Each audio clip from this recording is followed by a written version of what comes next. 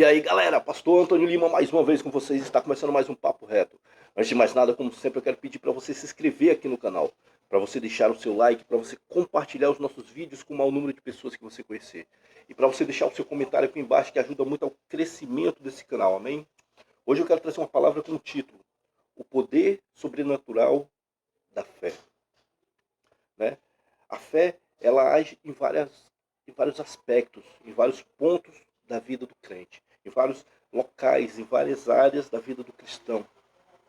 Então, existe um poder por trás de tudo isso, um poder por trás de você acreditar que Deus pode fazer a diferença. Né? Em Romanos, no capítulo 10, versículo 17, diz assim, Romanos 10, 17, diz exatamente assim: de sorte que a fé é pelo ouvir, e o ouvir pela palavra de Deus. A fé nasce a partir do que a gente ouve, a partir do que escutamos e guardamos para nós. Né? Muita gente ouve a promessa de Deus na sua vida, ouve as verdades do Senhor na sua vida, mas não crê, não acredita, não guarda para si, não, não retém aquilo de bom para si. E aí começa a passar por consequências, por erros, por falhas, por problemas, porque não acredita, porque não tem fé. Né? Aquele que não crê, aquele que não acredita, muitas das vezes ele está, de certo modo, afastado de Deus, ele se afasta de Deus porque ele não acredita que Deus pode fazer algo por ele e busca meios em outros caminhos, de outras formas. Né? Mas a palavra diz que nós temos que viver pela fé. Né? Nós vivemos pela fé. Em Hebreus, no capítulo 11, diz exatamente sobre isso. Esse é o primeiro poder sobrenatural da fé, é que a gente viva por ela. Hebreus, capítulo 11,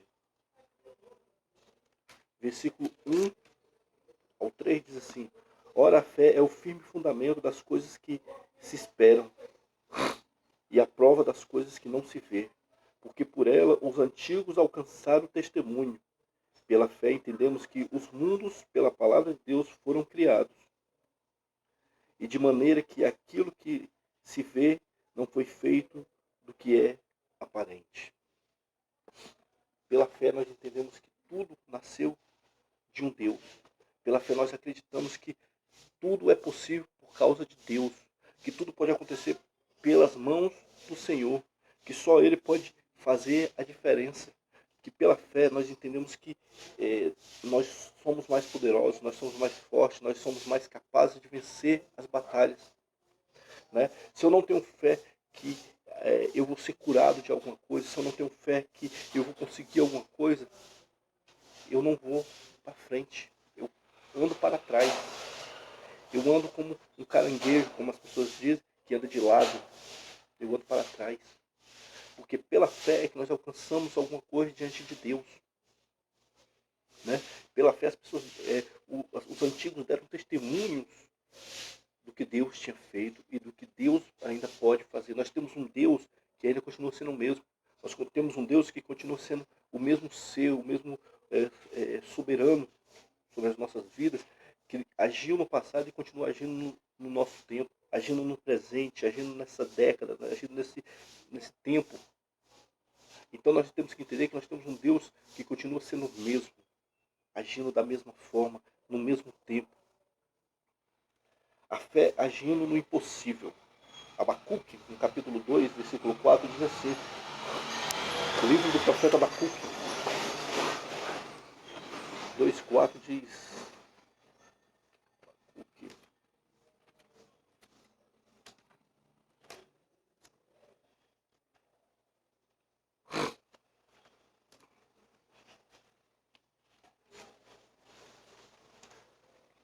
2,4 diz: eis que a sua alma se incha e não é reta nele, mas o justo viverá por sua fé. A fé agindo no impossível, né? A fé agindo no que nós não entendemos, né? A fé agindo no desconhecido, agindo no desconhecido. Eu digo isso porque assim, Moisés acreditou nas palavras do Senhor, né? Teve fé na palavra de Deus, e ao tocar na rocha, ela deu água para beber.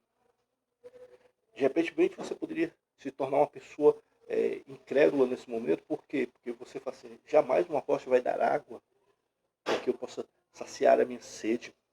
Jamais pássaros, ainda mais carnívoros, que comeriam muita carne, trariam alimentos para que eu possa comer, né? Como aconteceu com um profeta que, se escondendo na caverna, Deus o alimentava. Deus mandava corvos levarem alimento, levar pão para aquele homem, levar carne para aquele homem. Então, assim, a fé agindo no impossível, naquilo que nós achamos que não dá para nós, que nós não conseguimos fazer, a fé está agindo.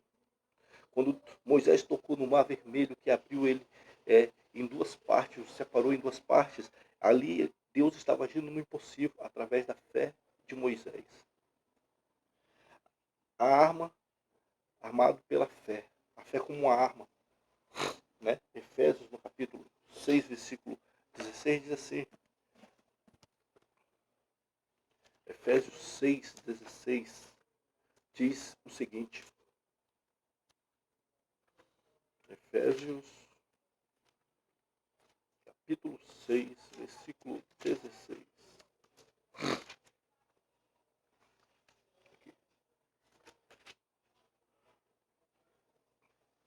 Tomando sobretudo o escudo da fé, com o qual podereis apagar todos os dardos inflamados do maligno. Né? A fé é uma arma. Ela não é só uma forma de você se chegar a Deus, não é só uma forma de você receber algo de Deus, mas também é uma forma de lhe proteger das coisas do mundo.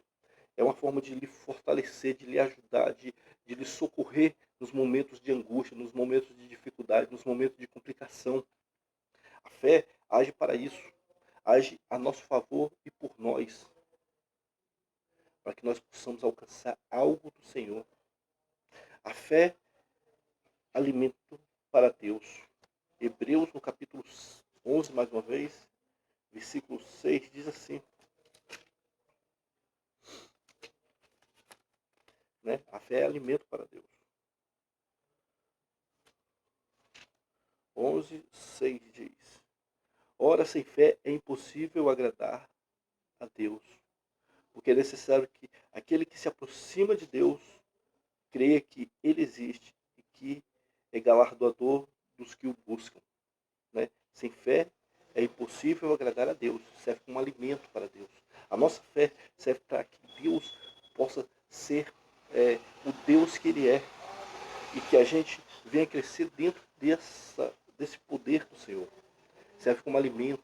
Deus se alimenta da nossa fé, se alimenta da nossa inocência, se alimenta dos nossos desejos, dos nossos sentimentos. Porque Ele gosta de ouvir o seu filho, né, clamando a Ele. Ele gosta de sim, saber que o seu filho crê nele, que acredita nele. Então, sem fé é impossível agradar a Deus. É impossível que você se chegue a Deus, porque é preciso ter fé para chegar a Ele. Né? E todos que o buscam tiveram fé. E Ele galardoador. Né? Ele deu, Ele presenteia, Ele ajuda, Ele abençoa. Amém? Então, essa é a palavra do Senhor hoje para a sua vida. Né? Quero que você feche os seus olhos aí, que você agradeça ao Senhor. Amém?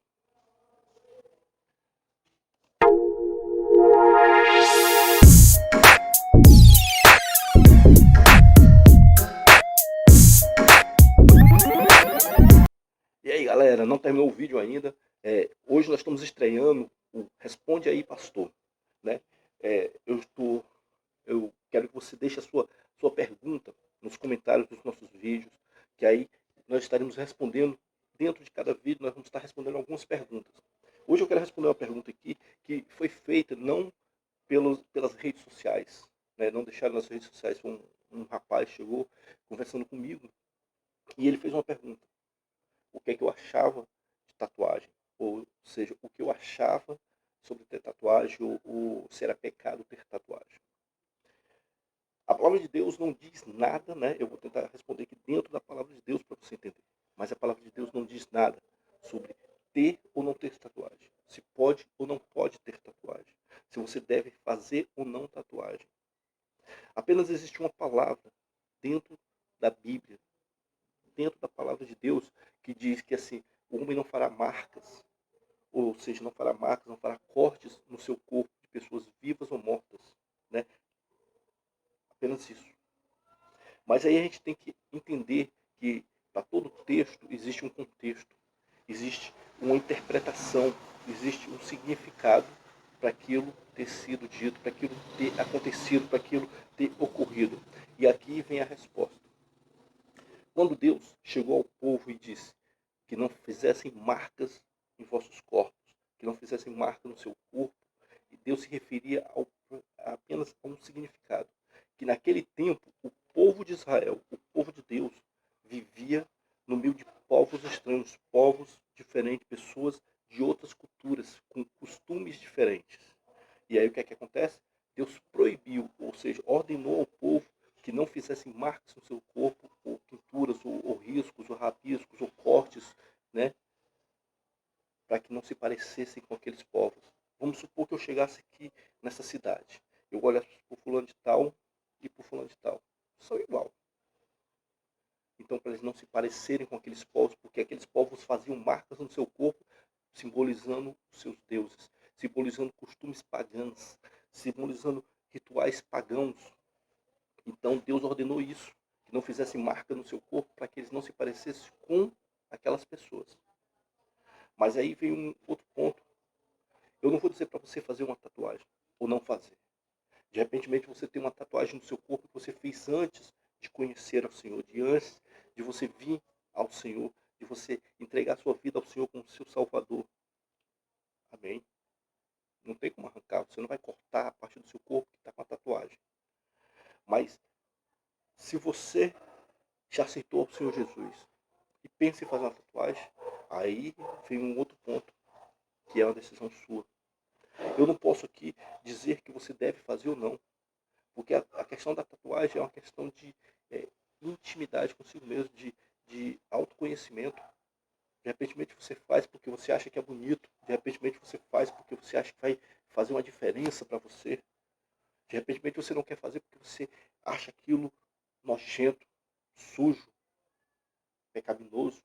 Então é uma decisão pessoal, né? É uma decisão íntima de cada um. Eu não posso dizer porque você faça ou não faça.